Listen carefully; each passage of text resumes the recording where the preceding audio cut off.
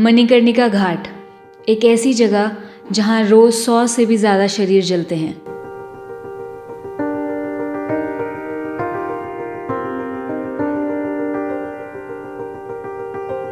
मैंने अपनी लाइफ में आज तक कोई भी शरीर ऐसे जलते हुए नहीं देखा था।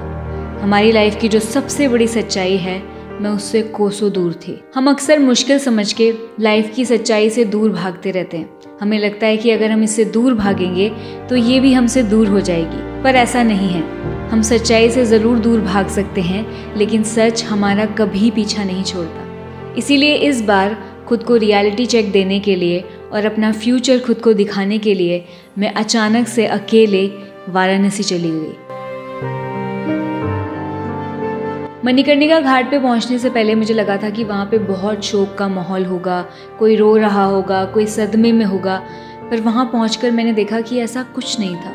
वहाँ का माहौल देखकर ऐसे ही लग रहा था जैसे कहीं रोजमर्रा का काम चल रहा है। कोई आग लगा रहा है तो कोई जलती हुई बॉडी की राख ले जाने का वेट कर रहा है। लोगों के चेहरे ना दुखी थे ना शौक में, वो बस यहाँ से वहाँ अपना काम निपटा रहे थे। अजीब लगा देखकर कि डेथ से मिलकर भी ना उनको कुछ छू रहा है ना मुझे, और अजीब लगा देखकर कि अब अपनों के अपने भी उनके मरने पर नॉर्मल हो चुके थे।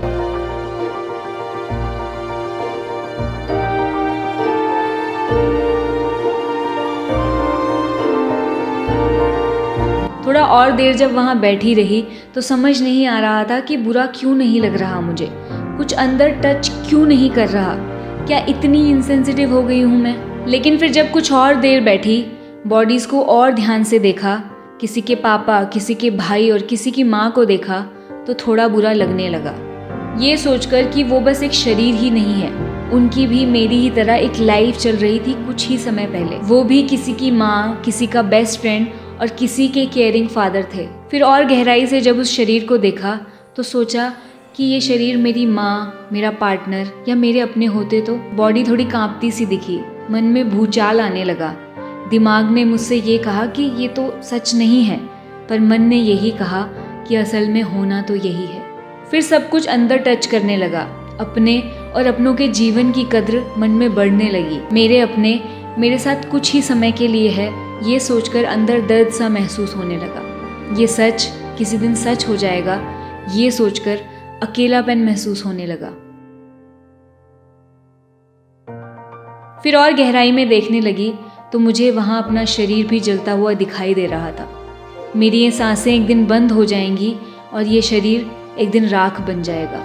मेरा शरीर, मेरे इमोशंस, मेरा करियर सब धूल बन जाएंगे। मौत को इतने करीब से देखकर मेरे अंदर का जीवन जागने लगा। इन सांसों की कीमत और कीमती हो गई। ये समझ आने लगा कि जिंदगी पाने का नाम नहीं, बल्कि जीने का नाम है।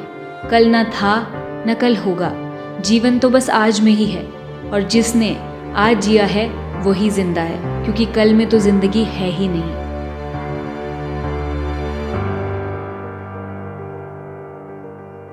अपने इस दुख से जब मैं बाहर निकलने लगी तो मन में कई सवाल उठने लगे। ये मरता शरीर एक कपड़े जैसा बेजान सा क्यों दिखता है? क्या मेरी माँ का शरीर एक दिन राख बन जाएगा तो मेरी माँ नहीं रहेगी? क्या एक दिन जीवन ऐसे ही हवा में गायब हो जाएगा? क्या मेरी ये लाइफ, मेरी एनर्जी एक दिन आग में जल जाएगी? अपने इस ट्रिप से इन सवालों के जवाब तो नहीं मिले मुझे, लेकिन जीवन और मौत के रहस्य का सवाल अंदर और गहरा हो गया।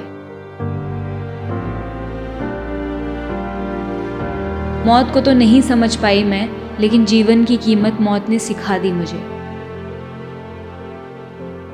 हम सब शायद अपनी मौत की तरफ ही बढ़ रहे हैं, लेकिन मौत से पहले मर जाना शायद सही नहीं होगा। मौत ने एक दिन आना ही है, उसका क्या दुख मनाना। असली सवाल खुद से पूछने वाला तो ये है कि जब जिंदगी चल रही है तब कितने जिंदा हैं हम।